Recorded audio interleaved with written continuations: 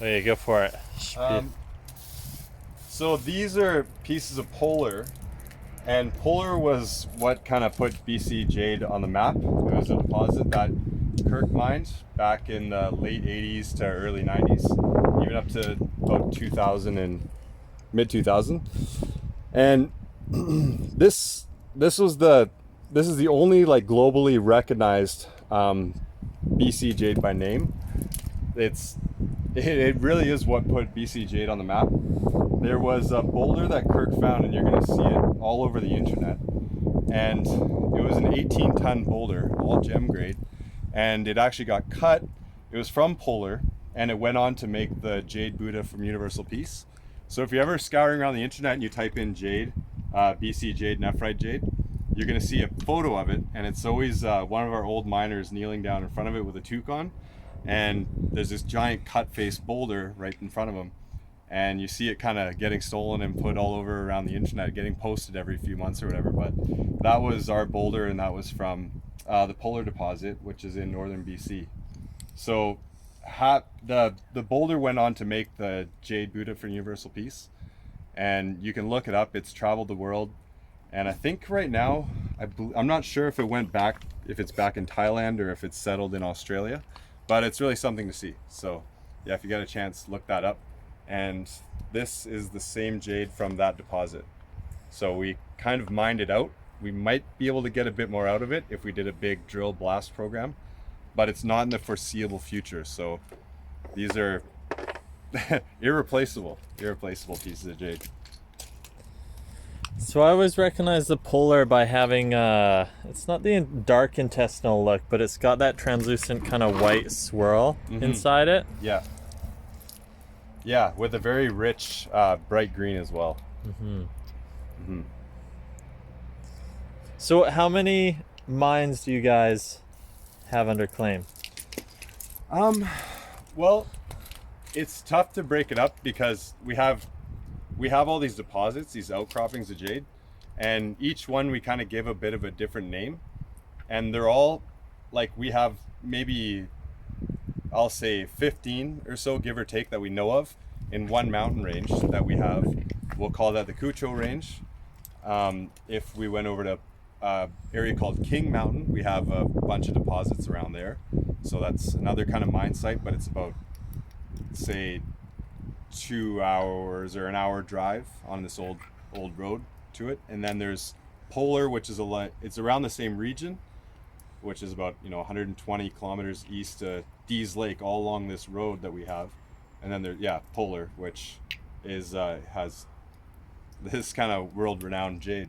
And then we also have so that's all northern BC, and then in central BC, right around Fort St. James, just near Vanderhoof. Where I grew up. Where you grew up.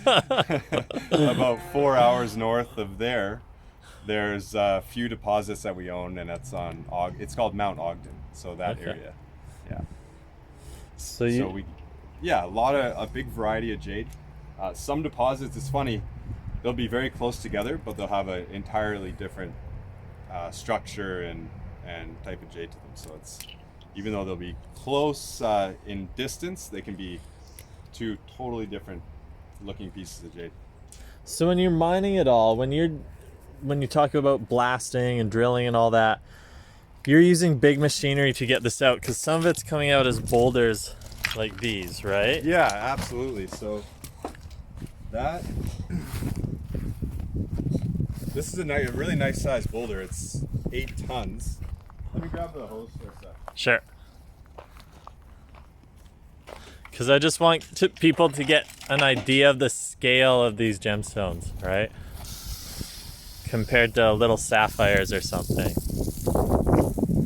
So this is big test. So I talked about the different deposits we have in different mountain ranges. I can't really say we have a bunch of different mines. If I were to break it up, I'd say we had 4: Ogden, Kucho, King, and Polar. This is big test, and this came from the Kucho mountain range. So it's a 8,274 kilogram boulder. High grade jade, which is rare to find a boulder this big with that good a quality. And it's warm. You can feel it. It just holds the heat so well. Yeah. Yeah, pretty phenomenal boulder. So boulders like these, where do they end up other than your yard? Well, we're this is the middle ground, and the hopes is that they end up to someone that's going to make good use of them. We'd love to see this boulder turned into Buddha or another large carving, or someone that has a factory that's able to make the most of the boulder and get enough like gem jewelry, pendants, beads, necklaces out of it as possible. Yeah. So there's a lot to work with there, but I personally, ideally, I'd love to see it turn into a Buddha, and that would probably be over in Vietnam or Thailand, something like that. So when you dig something like this, like I'm looking at the scar here, obviously, like where it's cut, Yes, and then yeah. just like it's snapped out somehow there. Yeah. So when you find these, I'm more so curious to start with, like, you drill and you do a bit of exploration, right? Yeah. And then how do you know when you've found something? When it's something like this, there's two different types of mining that we do. So there's mining in situs, which are kind of lenses, right? And that's an outcropping of jade. Mm-hmm. So we'll go at it. We already know the jade's there, and we'll pull at it with a ripper tooth, or sometimes they'll drill and blast it, like all the serpentine and contact rock around it, so we can loosen it and pull the jade out. And we fortunately haven't had to do too much drilling and blasting the past number of years, because our machines, we use 30-ton excavator, and if we put a ripper tooth on it, so we're able to go and pull the jade out of these in situs. And I say that we're fortunate we haven't had to do much blasting, because sometimes that can really fracture the jade, cause a lot of cracks. So I like, if we can pull it out, going at it with a big ripper tooth on an excavator. Yeah. Now that's one type, that's the in situ mining. The other type is plaster mining, where we go to an area, we know we're in a bit of a valley and there's all these in situs around us on the mountainsides, and we know that, boulders would have broken off from these in situs as they're surfacing. They would have broken off and fell and rolled down the valley, and they might have been carried away a little bit with a glacier. So for those, we'll go to an area we know would be rich with jade, get in our excavators and start digging. We don't dig too far, maybe 5 or 10 feet, and we'll just dig a bit of a trench around. And then that's actually how Big Tess was found. And you can imagine the excitement. You can feel it when you have this big, powerful machine, and you dig in and you hear like a big thud, and nothing's moving. And then you scratch at it a bit, and then you scratch a bit more, you dig around, and then you start seeing this nice red skin, which is a great sign for good jade. And then once you pull it out, you can either drill it to see if it's worth cutting. Sometimes you can look at the structure and just know that you don't need to drill it. You're just going to give it a big cut. Here's a telltale sign up here. So this would have been a chip, right? So you can see this is the kind of oxidized skin that's been weathered, that has this nice red rind. And this was a chip. And when you're looking at that chip, you see just a rich green.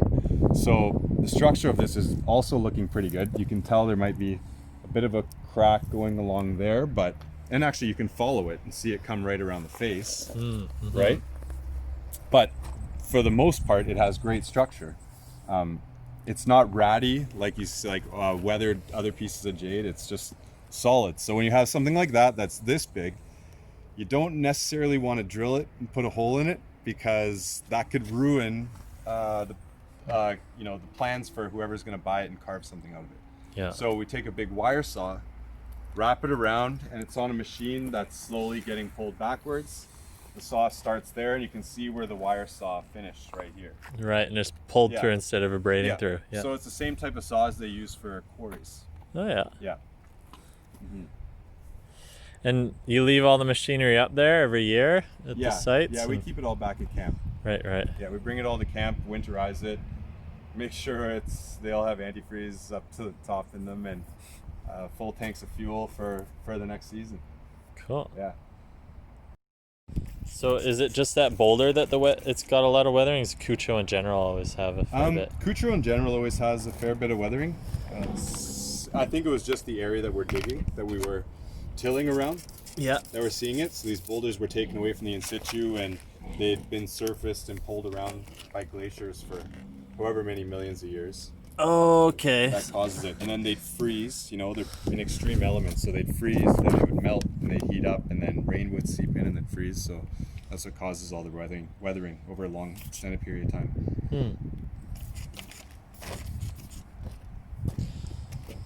So how long did you spend out there this season? 2 months. Yeah? 2 months, yeah. Living in a tent? Yeah. Eating hot We dogs? have you saw it. You've seen pictures of our camp, right? I think so, but They're I don't inside. remember them that yeah. well. Yeah. Figured I'd show you guys the Jade shop. That's Kirk up one of the Jade mines. Here's another sample of the equipment.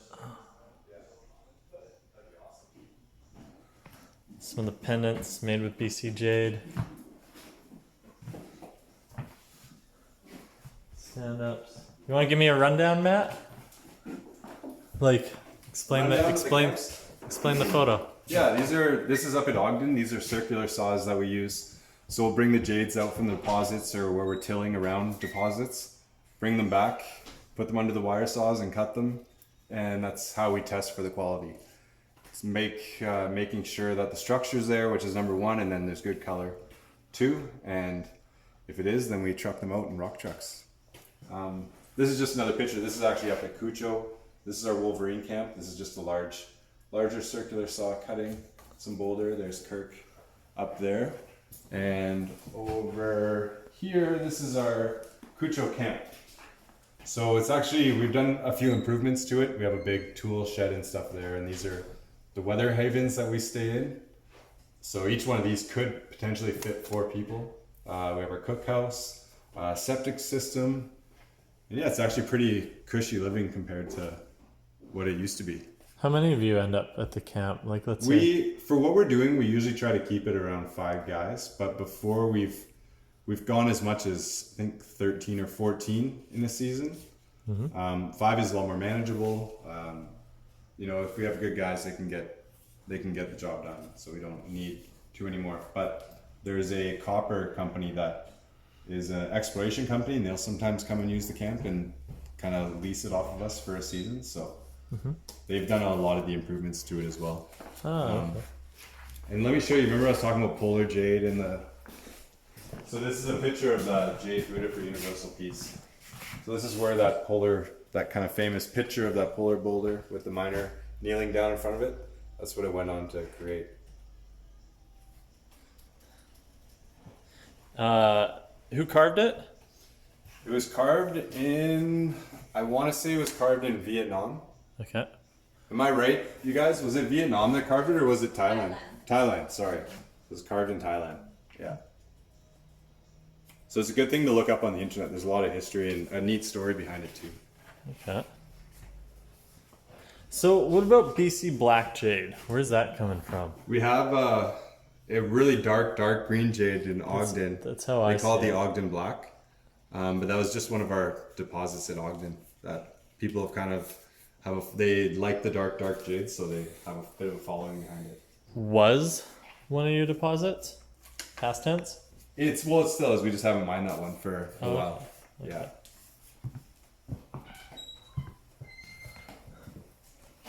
You have a few photos in the back. Can I see those? Sure. That's all right. And then River Jade. Yeah. So you don't actively mine the River Jade. You just buy it when someone finds a boulder, or It's not. Most of our properties are full of in situ, so there's that's no what we point mine. wandering There's no around. point wandering around. And river boulders can sometimes be really spectacular, but a lot of times you get the ones that we get are good structure, but the color's not quite there. Not to say you can't carve beautiful things with them, because they do have good structure. So yeah. And then a bit of mining history. Yeah. There's just some old classic photos of Kirk's mining career. So this would be up at Kucho. That's a skidder that he used to use. So Kirk's parents owned the mine too, didn't they? No, it was Kirk's. Oh, Kirk's, okay. yeah. His dad was actually in mining, but in a different area, and not jade mining. Ah. Yeah. So he got into it as a summer job when he was in university, and went back a few seasons and kind of stuck with it. Okay. He's still out there every year with you guys? Oh yeah. Yeah? Yeah. Die hard? Yeah. Yeah. Oh. No, we're not letting him off the hook that easy. This is the photo, eh? Yeah, so that's exactly. So this is the photo of that boulder that went on to make big tests, and I always, like, every few months I see this pop up on the internet. Someone's, taking it and saying it's a boulder they have, or come look at our jade or something. But So this made big tests? Or sorry, no, this made the Buddha. yeah, jade Buddha for universal peace. Yeah. Cool. So how long have you been working with On and off since 2014.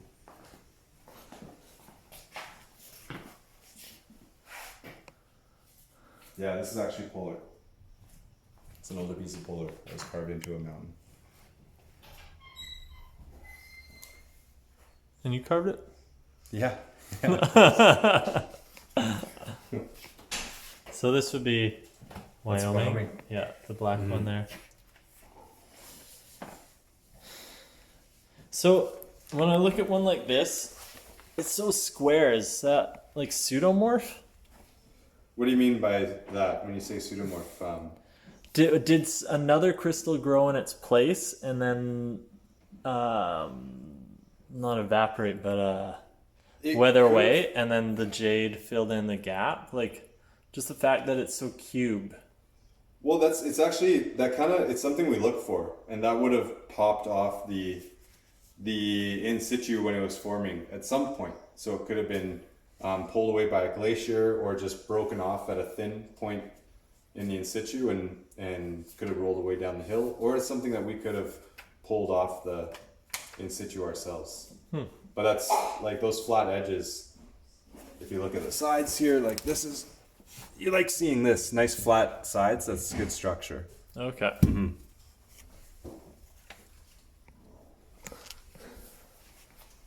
Is that BC rhodonite?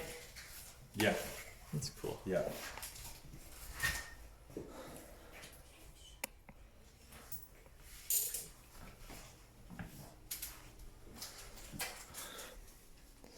Any more fun facts about jade? It's good luck. You should buy it. Oh yeah. Thanks, Matt. Yeah, you bet. I don't know if you focused on that earlier. That's from far north, and that's going to be was some of our most marketable dark nephrite from Ogden. When you say most marketable, can you command more money for that than the brighter stuff by saying it's black? Or Well, we didn't really sell it as black. It was just it was dark, but it had some rich component to it. It was also tend to have good structure. Now these were mined before Matt and I's time. This is kind of Old Ogden. yeah, old Ogden from a place called Far North. okay. So then the white dots there. You can recognize that one. Yeah, that's the. Remember? Is that Ogden too? No. No. King. Oh yeah. Yeah. Lots of calcium. High concentrate of calcium. That forms those white dots. But that's actually a decent piece of king. It has a really nice rind around it and not too much of the white dots.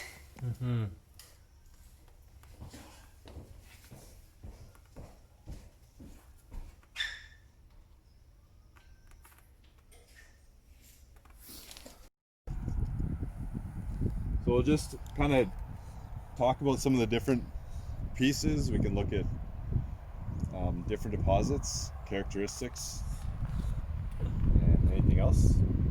I think that's a good start. Yeah. Yeah. Okay. Even if you talk about like your classification numbers here, just so people know what that means. I mean, you got the weights, obviously. We usually do that by year. Right. So every year we'll put a different letter, right? And that's just for our inventory, keeping track of everything, knowing that, H is all from 2014. I don't know that specifically. I think H was more recent, but just an example of why we put a different letter in front of each number.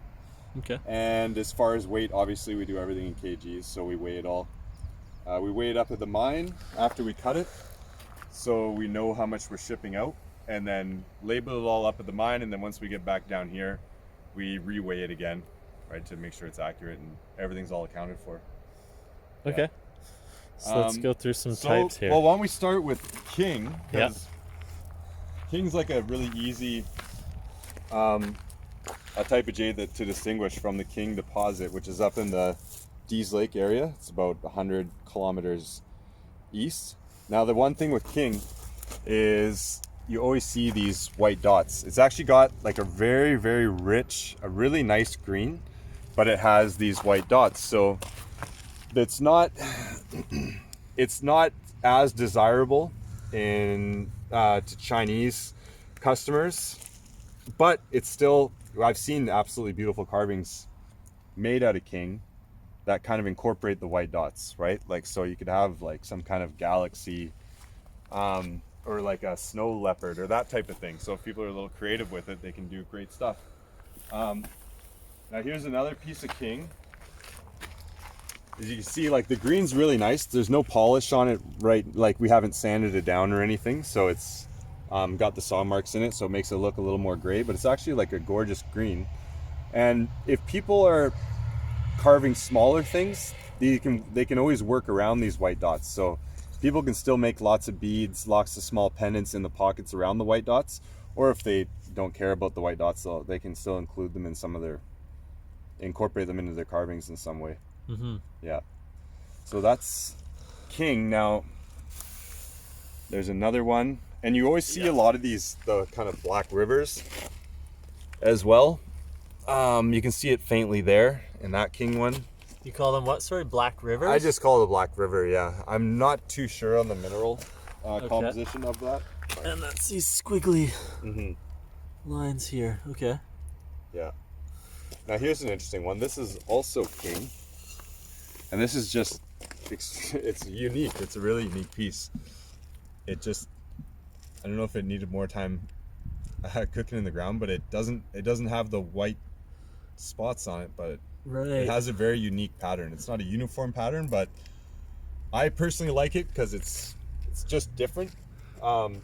Everyone has different tastes, right? So yeah, funny thing with jade is what's desirable to one person or group can be completely different to another, right? Someone in California or something, like, you know, a lapidary artist might see that and say that's so cool, that's so unique. Yep. So they want that, whereas someone that wants a uniform color with no, you know, that doesn't have the swirls in it, they're not going to be looking at it. So we try to go by a few rules with jade when we're selecting it, and that's fractures, right? We don't want a lot of fractures in it because otherwise people can't carve with it. And then the grading goes, you know, A, B, C, and it goes down based on having, I don't want to say impurities, but just not having a really tight uniform color. So King has a nice green, but it has the white dots that kind of lowers it down a little bit, right? But it's different for everybody, like I said. Someone might love that rock H23, whereas another group might not. So, and then, go ahead. But before we move on, are we still on King? Sure. Okay. Yeah, there's lots of King around So here. one thing I'll just mention why we're squirting it with the water bottle is the water creates a like an impression of what the polish will look like, so it mimics it. Just the surface tension basically fills in all the saw marks or the flaws in the stone. So whatever it looks like in water is what it'll look like polished. That's why we do that. Yeah, that's a good point. It's everything before it comes out, like we put it under a big diamond saw, right? And it scratches up the surface of the jade. So that's why when you're looking at it now, it looks more of a, like it has a bluish gray. Can we squirt half of it to show the difference? Right, but yeah, once you have water on it, you can see the green pop. So it gives you a window in. Yeah, exactly. And it's still a little grayer even with the water on. If this was polished, and by polish, what we do is just sand it down. So we start with like a 50 or 100 grit sanding pad, and then just work our way up. And if we really wanted a nice high shine, we'd work up to 3,000. So what he's saying is even the saw blade marks right in the edge here are creating a faint bit of gray even though it's wet. And once those come out, you'll be able to see in behind them the full color of the stone, because they do create a bit of a barrier to seeing the full color. Yeah. So the other question I wanted to spring on you is when we grade jade, some people will go A, double A, triple A. Some people go CBA, A being the best. So it's very confusing sometimes. Right. The way I've understood gemology to do it is you have A, B, and C grade, A being the best. But A being the best just means that it is not fake in any way. So C would be almost like entirely synthetic. B would be stabilized, sometimes color treatments. Okay. And then in the industry, like yeah, in just gem. yeah, because there are factories that literally just specialize in how do I say, stabilizing jade, basically soaking it in glue. And then so in that route, once we get into a stone that has no enhancements or treatments in the A grade, then you would look at classifying it further as how good it is. But I've always, to be honest, that's how gemologists go by it. But I think a lot of us that work with jade will I just look at it as high grade, medium grade, low grade, because that's clear because of the confusion of when you go A, double A, triple A, A becomes the lowest grade, and it's almost it's so weird. Yeah. That's a good point. It can get, you're right, a little convoluted, and it gets a little complex because one person's opinion of A grade or double A grade might be slightly different than the next person's opinion on the same stone. So, But I like it a little more simple. If A, B, C grade, right? And I kind of, we'll go double A if it's absolutely, if it's a beautiful piece, uniform color, no impurities, right? B, we're getting down to something that might have, some more fractures, not as much of a uniform color or a darker color. And then C, more fractures and just ladders down, right? Yeah. So I do have other videos on YouTube where I'll go into the grading and what you look for specifically, and I dissect just one boulder to go over all of those. But as we go through the yard here, I think you're going to see what we mean by inclusions throughout the different kinds of boulders. Yeah. And so most of the boulders that we have here are all in kind of the B range category. When we mine from, we usually try to get up around start to the middle of June, and then we can go till, well, the weather permits us, so it could be end of September. Sometimes we might be able to push it into October, but usually the end of September the snow hits and we just can't get around. We wouldn't be able to ship any jade out. So we bring it all down, and then we have our big auction in October, right? And it doesn't matter what the market is for jade. A grade is always going to be desirable. Everybody wants A grade, so that's always obviously the first to go. So what we have here, we're past our annual sale that we do. What's left is still B grade, and there's actually there's still a lot of beautiful pieces in here. Good time to buy too. But, still lots of beautiful pieces. We just don't quite have too much A grade left in this pile. Actually, not really much of any left. Did we nail King, or is there more to say about it? As far as King goes, the big distinction is the white dots, and it's something we see all over King.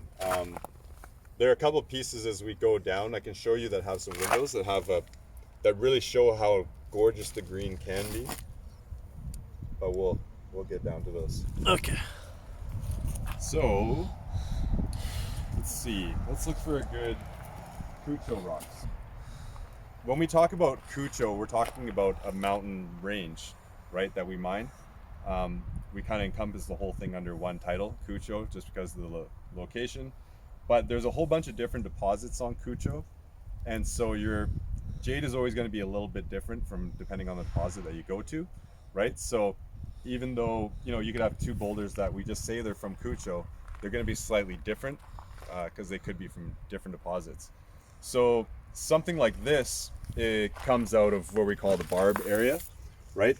Now it has some weathering around the sides, and obviously if you can see, there's all the saw marks going through it, making it look a lot more gray. Yeah. But it has some really nice chromium in it, and this green in the meat of it, when that gets polished up, it's actually it's a gorgeous, gorgeous green. And so this would have came from the same area as our larger boulder that we have for sale. The big test? Yeah, big tests. Yeah. So if you look at the chromium and the color of the green, they're pretty close to similar. So we see chromium in Cassiar as well, right? Mm-hmm. Yeah. Is Kucho near Cassiar? Cassiar is a little bit further up the Dease Lake Highway, and Cassiar originally was an asbestos mine. So you can look it up on YouTube, and it was a thriving town of, I think, 10,000 people were living there. They had their own bank, school for kids, right? It was pretty amazing. And then what had happened was, obviously, once asbestos, people realized the harm that it can do, they just basically shut the town down overnight. Now, usually there's asbestos around jade and serpentine. So I think serpentine is one of the, it's one of the minerals that makes up asbestos. Actinolite. Right? Yeah. So where you have asbestos, you can a lot of times have jade. And so that's, Cassiar went in there, and initially they were just taking these boulders out there a nuisance. They're blasting them, throwing away because there wasn't a market for it. They didn't know what they're pulling up. So they had these huge piles of amazing jade. And then someone recognized that. One of the old miners from, shouldn't say old, but one of the miners from the Dease Lake area recognized the opportunity and went in there, and they've developed Cassiar into a really nice producing mine. They have some great jade that comes out of there too. So when I look at this one in the weathering, I have a couple questions. One is how does the weathering form? And then the other one is, are there certain mine areas that give you more weathering than others? Well, and the weathering, just so we can show you, you'll look at the band of the darker stuff here, and then around as well. So it discolors it a little bit, right? And the weathering occurs from exposure. So you got to think, these, jade's been formed over millions and millions of years, and once in situ hits the surface, right, then it's exposed to the elements. So you're going to have, we're talking millions of years of freezing, and then thawing, and then rain, and so it's just continually coming down on the boulder, and it kind of hardens. It gives it this harder shell exterior, and then it just kind of weathers through it and creates that darker strip. So it's not like it's just exposure. It's not to say that one area will have more exposure than the other. If a boulder's been, if a boulder's fell off out of it in situ and then rolled down a hill and been covered up under 20 feet of dirt, it's not going to have as much exposure as a boulder that's that fell down that in situ as well, and then got taken away from a glacier and been glaciated back and forth, right? So that's why you'll have different amounts of weathering. Some won't have any weathering at all, but it depends on how much exposure and how long it's been out under the elements for.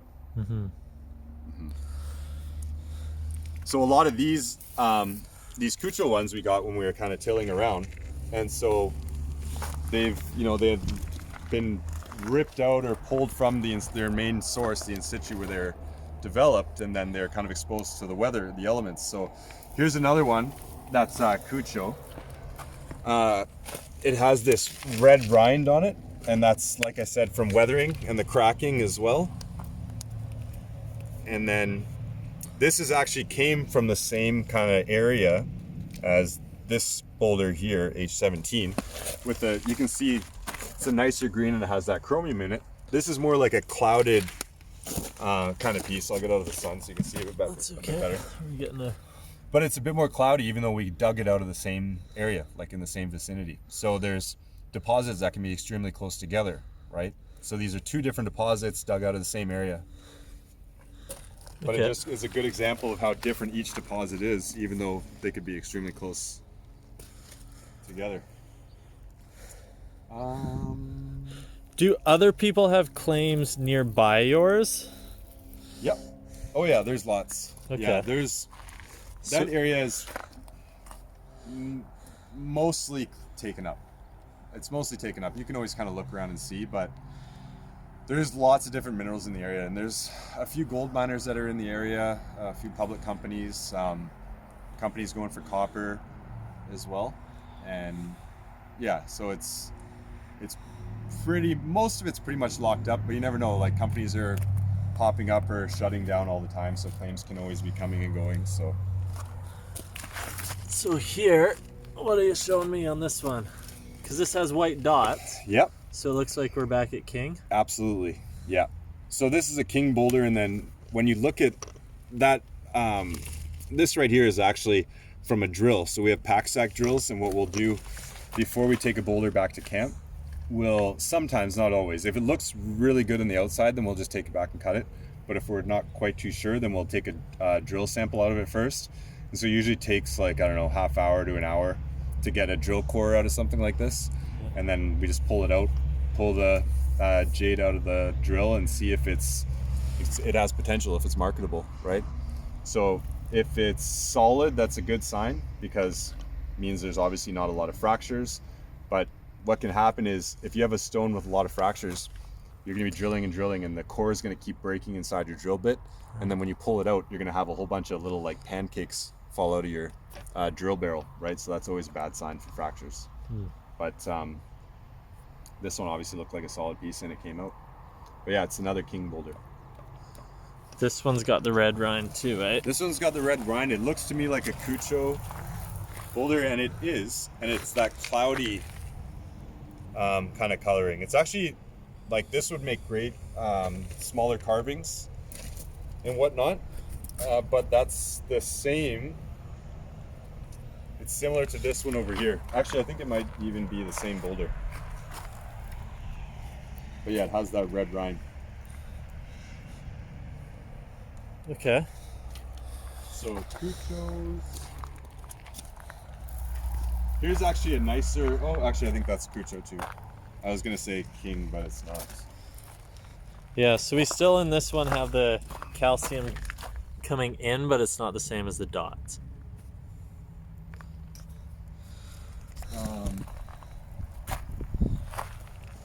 Here's another prime example of what we're finding in that area in Kucho.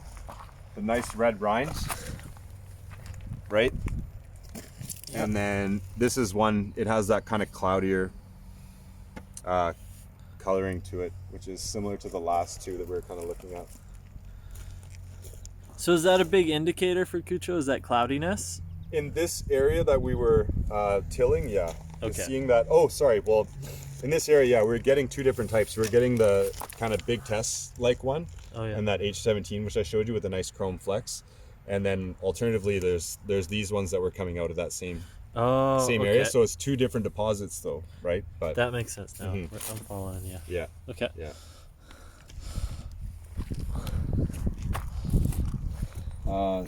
So is this. This is a nice stone. If you look at the green, it's kind of tough with the sun right now, but this is actually it's a really beautiful green. It has the white streaks in it.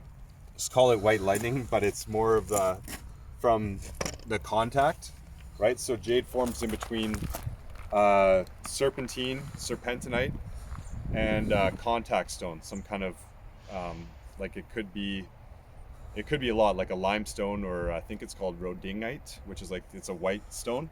And so once those get pushed together and through melting and heating and cooling, it starts to form jade in the middle. So usually when you see stuff like this white here, this was the contact rock, which would have been the whiter one. And when jade's closer to the contact side, it's always a little harder. This is a really nice King boulder that came out. So King, like, it does have these white dots, but it has a gorgeous green, and a lot of times it has a really nice tight structure, right? This is a really solid piece. You get a lot out of it. Can you stand somewhere and cast a shadow on it? Mhm. I think right there works. Not much for weathering at all. Yeah. This actually slabbed would look really good too. If you slab this and made some kind of like tabletops or something with it, it'd be nice, because you have this full little bit of white rind going around the whole thing. Right. Yeah, the structure's really good on that one when we look at that Solid break base. point there. Yeah. Very small flakes. Okay. So even though this is king, we still see red rind, eh? Yep, you can, right? It's just the weathering of it. So, Okay. exposure, right? You kind of get used to like the different when you see it. Like this is king too, but there's no red rind on it, Yeah. right? So this one would have been tilled. Like this had more exposure and it was tilled a bit further away, probably from the in situ. Whereas this one would have been a lot closer. It didn't travel as far, right? Okay. Or it was just part of the in situ and we pulled it off, pulled it apart. So here's a nice.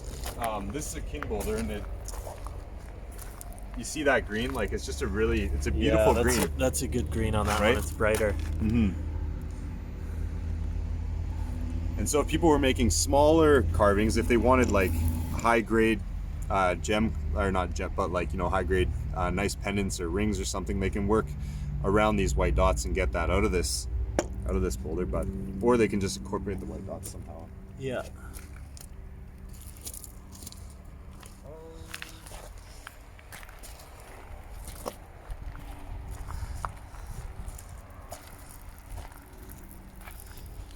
Here's a Kucho one, and it's just a good example of how bad, not how bad, but weathering on a rock, right? Like this has a real thick strip of weathering all around it. It has actually a really nice green in the center, but you don't know how much, like how deep that's gonna go, Right. because the weathering could take over a lot of the backside of it. Kucho. Another example. Right, strip of weathering around it, but actually like a really nice green in here, nice chromium Oh yeah. as well too, like beautiful. These bright green dots are the chromium.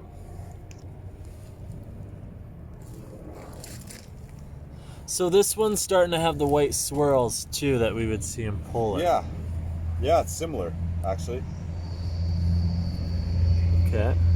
but different deposits. So yeah, definitely a bit similar. So here's some old polar.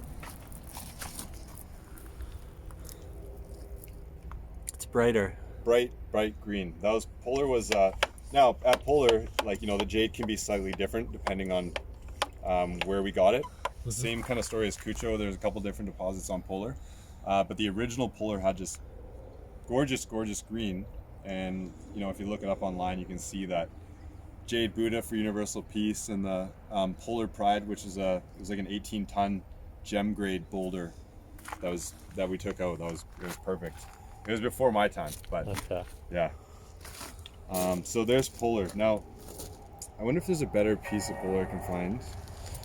We can go through. The small chips would probably be a better indicator of what polar is, because this is kind of leftover Right. polar pieces that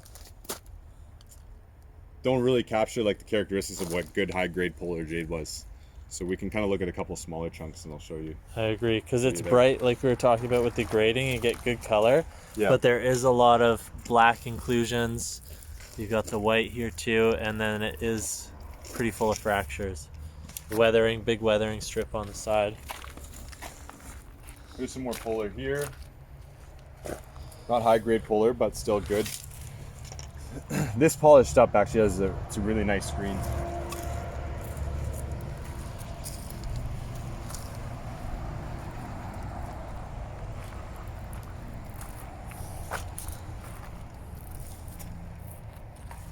Yeah.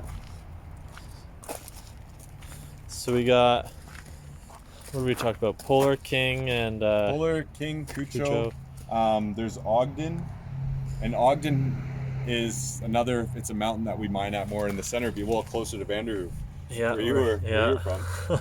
And same type of idea. I know we call it Ogden, but there's a lot of different types of jade that come out of Ogden. We actually there's some that was kind of known as Ogden Black.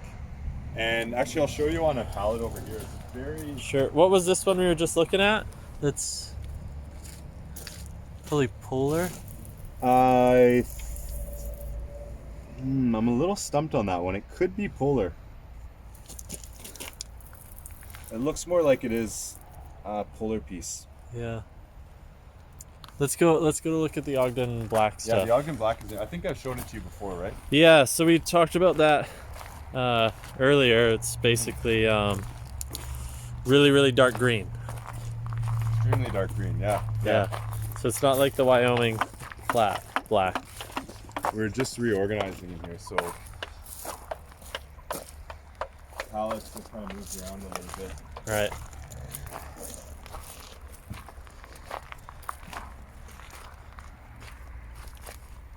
There's some polar pieces.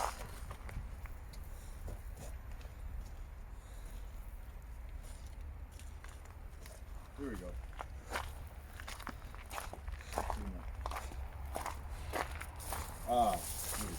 Here. So this piece here. I feel like we can get black or we can get dark. Yeah, we can. I know there's some more that I have though. I just gotta dig up and find. Yeah. It's even darker than that. But this is when we start getting into the Ogden, eh? Yeah. Okay. There's another one over here. So are there other characteristics of Ogden that are going to help it stand out? It's being around it long enough, you kind of recognize different deposits. There's some that looks almost like Siberian. It's more like a really light, more transparent color. That's more of a white kind of creamier color. And then there's stuff like, I think this is Ogden too. See this one? Yeah, because this looks like Dease Lake to me. Actually, no, I think I might be mistaken, but I think this piece was Ogden, and I think that one there is from Ogden as well. Okay. When I talk about Dease Lake, Yeah. because I've always known it as like the like lots of black dots and a milky color. Oh, okay. So or what you say, cloudy. Can And it seems not softer when I cut, but it soaps up a bit like serpentine a bit more, rather than the harder jade. Like it doesn't seem as hard. But what I'm getting at is Dease Lake. Is there jades out of there that are from a certain deposit that we would call, or a certain mine claim that we'd call Dease Lake, or it's just the whole region, right? Okay. Because that's the closest. We're in proximity to that town up there, so we So- kind of there's so- a whole like in the Cassiar kind of mountain range, right? So we kind of use it more Dease Lake as a marker, okay, right? For where our mines are, because it's more recognizable for people instead of saying, "Oh, we're in the Cassiar mountain range." We Right. just always say we're mining in, we're just east of Dease Lake. okay. So it's more of a marker, but it covers a large range, like a large area. Like we're talking, the mines are, well, not over, like not too far, but like 120 kilometers apart. And then there's jade all over the whole, like there's lots of jade that's in the region that are on the other side of the road or higher up Dease Lake. And you have the Cassiar mine, which is I think about in 40 minutes or so north of Dease Lake. Okay. And then you turn off the highway to go to that mine. So would we call, so Dease Lake is in the Cassiar mountain range, Yeah. but when we talk about Cassiar mountain jade, that's different than Dease Lake areas like the Ogden?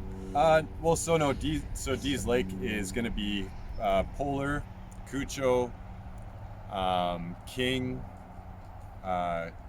Wolfrat, Okay. Provencher Valley, and you can kind of loop Cassiar in as well. Okay. And then for central BC, it'll be Ogden mine and Kucho mine are like extremely close together. I think it's like, I'd have to double check, but I think it's maybe around like 50 nautical miles or something like that from each other. So exceptionally close, but to drive from one to the other, it's going to take you like a day and a half. It's just a long drive. You'd have to drive back down through Fort St. James and out and then all the way back up. So it'd probably take you a good solid day. But yeah. So access. Yeah. Mhm. Yeah. Okay.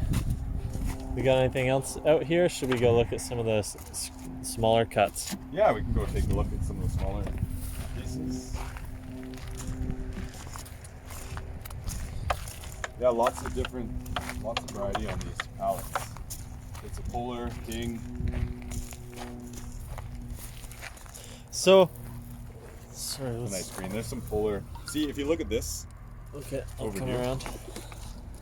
Oh yeah. See that side there that I'm spraying the water on? Yeah. Yeah, that's nice polar. If the whole stone looked like that, it wouldn't be here. So I see ones like this that are blocked out, carving blocks. Yeah. Do you guys make those like? We don't. They used to. They've done it in the past, but we tend not to make carving blocks anymore. It's just too time consuming. We're more like, not to say we wouldn't do it, because we could potentially, but generally like to just give the stone a face cut and then go from there. Right. That's actually a king one, the one that was in your hand there. This one? I'm pretty sure, yeah. Yeah, there's some of those white dots in it. But Oh yeah. some bands that go through it. That's a neat piece. If you're gonna incorporate those into like some beads or something. Mm-hmm. That's pretty neat. So I'm gonna test you on that one. Where do you think that's from?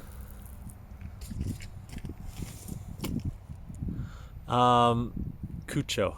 Nice. Yeah. Reason being is the milkiness. Red rind. I didn't see the red rind Yeah. before, but now I'm seeing the red rind, which helps.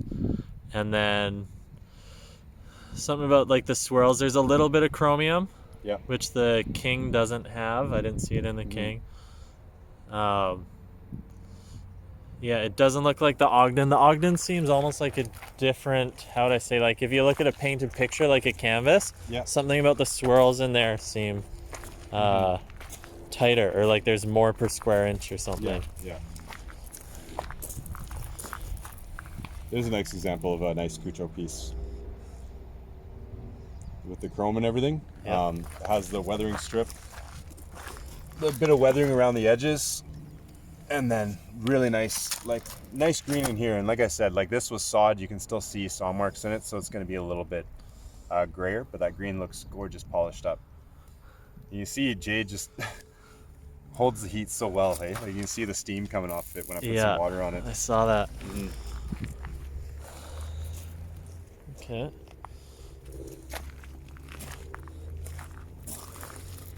Some king. I think that's Ogden. Again. See if we have another water. Sure. So when I look at all these ones that we were walking through, Yep. it's hard rock mine. When you say in situ, you want to So explain an in that? situ is like an outcropping of jade, right? So once it's formed, sometimes you can't, like you could be walking on a really, an in situ that has like 100 tons of jade under you, like that's an inch from the surface, you just can't see. But the in situs that we've found through digging around, or they're kind of they're already exposed when we're looking at them from coming out of a mountainside or something. It's like I said, it's just an outcropping, the source of jade, right? Big giant in situ. And so if you're looking at boulders that have been taken away from the in situ, they're known as like they've been glaciated. Erratics. Yeah, so it's more like placer. There's two different types of mining, placer and mineral. Yep. And if we're mining right at an in situ, it's considered mineral, right? But if they've been taken away and glaciated, then it's considered placer. And is that just like for fun to know those terms, or do you have to get different mining permits? Different mining permits. Yeah. It makes things a little bit confusing. It wasn't always like that. Ideally, we just have it all under one, because you can have overlapping claims, right? Like you can have a mineral claim on this piece of land that has an in situ on it, and then someone can put claims over top, and then you get into disputes and stuff like that. Right. So we can all see like the rough texture on there where it's hard rock mine, and then we get into something like this, which is from a river, right? Yep. Yeah, I like this piece because I think it's such a unique specimen. I think you could just make a really, really cool carving out of it, right? Like whether it's some kind of like bonsai or scenic kind of thing with a village and like a waterfall going over the edge. I think that would be, the right artist could turn this into something incredible. When I look at quartzites, the way they get impacted in the river from the other boulders bouncing off them, it looks like they have little thumbnail C-shaped indents in them. Interesting. It has to do with the what would I call it, the cleavage or the fracture basically that happens. So I'm wondering if the jade shows indications of every other boulder bouncing off it, or if it adds more cracks, right? Because the river's just constantly in motion and slowly wearing it down. But you don't see the thumbnail marks. There's Well, little so tough, indents that right? are worn over, like, but it almost just looks like sandblasted in a way. Yeah. And that's a good point. That's kind of what the river is doing to it. It's slowly stripping out this outer layer. So this could have had a red rind like you'd see on Kucho, like a big, thick kind of coat over it, a shell. But being in the river for so long, just slowly eats away at it. Okay, let's look at the small stuff.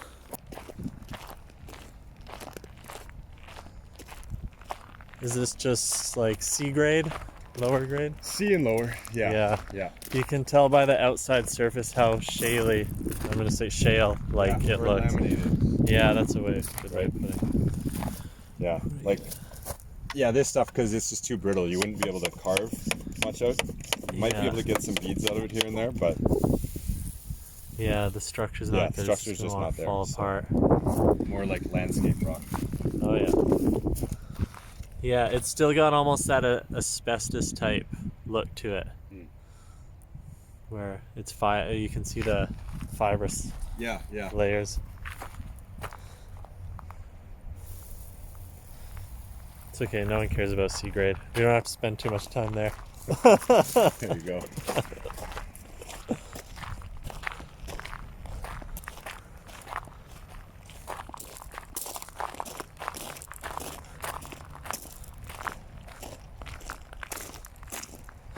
I will say though, there are a lot of people that find jade, whether it be in yards of houses they buy in BC or it gets gifted to them, and they all think they got a $1 million piece, and it's what we call garden variety. Yeah.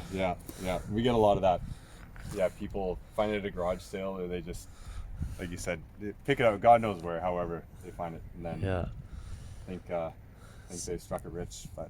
Just because it's jade, but you really have to find the gem grade. So how much, when you're out at these places, would you be able to guess like proportions? How much is gem grade or worth even taking back? Like the retention rate is generally 3 to 5%.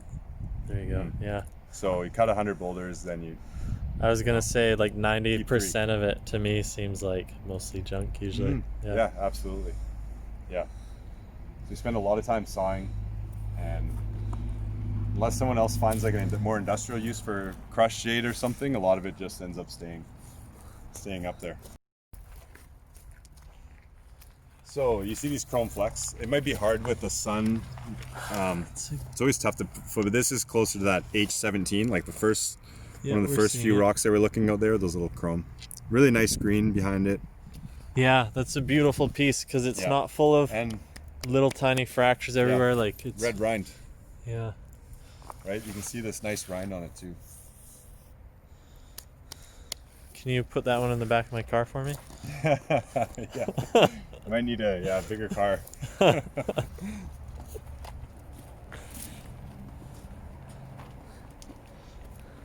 So, big variety of pieces here. This is a Cassiar piece. This is the green on there is gorgeous. That's a really nice piece. There's an Ogden one. Here's a really nice river one that came out of, I want to say it came out of the Dease area, but I'm not 100% sure. It could have actually come out of somewhere at Ogden too, but not too sure. This one to me, it looks polar. It does, doesn't it? because of those Yeah, it makes white you streaks, but yeah, like it similar characteristics, some stuff similar, but no, Ogden. I Nice know- white rind around it too. yeah, I know one we didn't cover is the Wolfrat. Ah, I have one here, coincidentally. I saw a little piece here too. Pick up. Oh, you got a bigger chunk up there, yeah. Yeah, so yeah, there you go. So there's some now. You know, we always say we're saying Kucho Jade, right? This is from the Kucho mountain range as well. We call it Wolfrat. I don't know where the name came from, but it's came from kind of the upper area, like the top part of the mountain. And this is actually really big in New Zealand. US is also really catching on. There's a lot of carvers that love working with this. Mm-hmm. And I like the term flower jade more, right, when describing it. As you know, the look of it. I've heard a whole bunch of different terms coming out, but I like that flower jade. Have you heard much about it? No. No? Is BC Jade? It's Or- BC. Oh yeah, it's from Kucho. But it's just people kind of call it like that pattern. They say it's like a flowered pattern. Oh, I've heard okay. Intestinal jade. I don't like that one very much. I always see But- intestinal jade as like what we were just looking at, the big boulder Oh, there, that where one, you yeah. see like, how do I say not the lightning strikes, but Yeah. the gooey kind of swirls of the white. Usually it almost looks like but it's more the green. So you'll see different shades, dark and light greens that Right. swirl around with each other, Right. and they squiggle, so it looks like intestines. But that's how I've always known it. Interesting.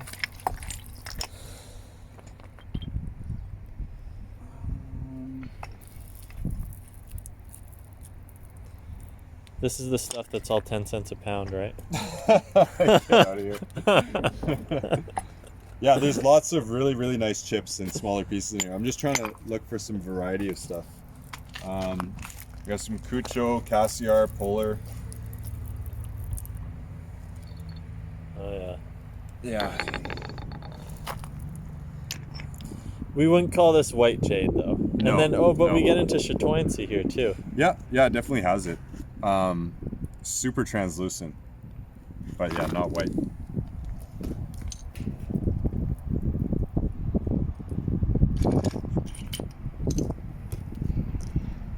So there's some more of the Wolfrat. This is a nice Cassiar piece. It's a small chip, but But a it's, good descriptor for some Cassiar is they'll have that in the green chromium flex. You'll see a little black dot in the center of it. Oh yeah. Yeah. But yeah, lots of chrome. Here's some more. The colors A little just bit- darker. yeah. Cassiar can be like a very bright green too. Yeah. But it's the same as all, you know, we call it one thing as an indicator, but there's different little deposits going through it, right? Different veins or in situs. So the jade can change a bit in a relatively close area.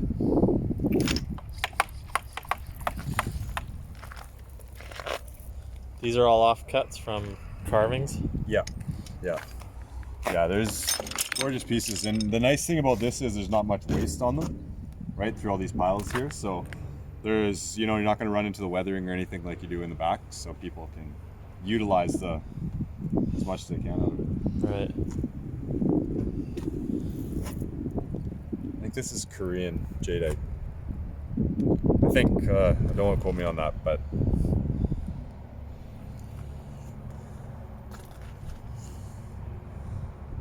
It looks like nephrite though, yeah, Doesn't that's why I look said like don't- BC. That's why I said don't quote me on it. but it looks fibrous. Yeah, I know what you mean. I think it Whereas- might be. And it's got that Could be nephrite. translucency, yeah. Mhm. Yeah. Because normally with jadeites, they're more like speckled, almost, is how I always describe it. But yeah, I think we pretty much covered it, right? Yeah, the different deposits. Just one more time, because I just want to clarify. So we've got the Ogden area, which is up by Fort St. James. Yeah. And then you get Dease Lake area, which is more just like an indicator for people that know the region. But throughout like The Dease Lake area, yeah. a whole stretch. He said something like 100, probably like 60 kilometers or more, even like all throughout there. You've got the Kucho, the King, the Polar, Yeah. and even Cassiar mountain range is there too, and the Cassiar deposit. Yeah, Cassiar mine, yeah. Cassiar, yeah. Yeah. Yeah. And then there's a few miners in between that might have a different terms for their deposits that they discover. Right. In that range. So those are kind of the major ones that we And have in our competition works as well. And so there could be a whole lot, like someone could be saying, you know, this is. So we kind of look at central though, central BC versus like Northern Ogden, BC, Cassiar area. And so the central, is like I said, the Ogden area, and then northern would be the Dease kind of area mines in the Cassiar mountain range. Does it get much farther north? Because that right up there, like when you're up there, that's is that on the border yet? We're right by the border. Yeah. Like Cassiar is extremely close, but there's Yukon Jade. Okay. There's lots of jade in the Yukon. There's even jade in Alaska. Yukon, they've got some nice pieces that have come out of there. Why don't you have that? Well, we have. Teasing we you. have, who knows?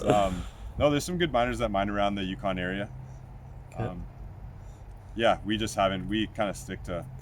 It takes a lot to develop these mines, right? So, like I said, just finding it's one thing, but being able to put access roads to our trails, and being able to extract it with all the right machinery and set up camps and stuff. Like there's a lot that goes into it behind the scenes, right? Like it's a lot of work, a lot of infrastructure, a lot of investment to get them up and running. So even though there could be good, like unless it was amazing, spectacular jade that's a rival to Polar, we're not gonna, wouldn't be like shifting camps and moving up there to go extract it. So what about Lilloet area? People always talk about Lilloet area jade. Yeah. Nothing. They've never really had a producing mine there. People have kind of hunted around the Fraser River and pulled cobbles and just smaller pieces of jade out. There's larger boulders too, but nothing's been very marketable, right? There's that piece I kind of showed you around the back. It's just not. The structure's not there. It's a little too gray. It's not as nice as the more northern mine sites. So, and then the other thing is, I don't know what. I imagine it's pretty hard to get permits to mine the Fraser River, so I can't imagine anyone's going to be really doing it soon. But for hobbyists and like lapidary guys, it's a good way to go. Yeah, it's fun for them to go like hiking around and pulling jade pieces out of there. Yeah. Yeah. Okay. Thank you for your time, Matt. You want to do a plug for your store? For Jade West there on your hat? Yeah.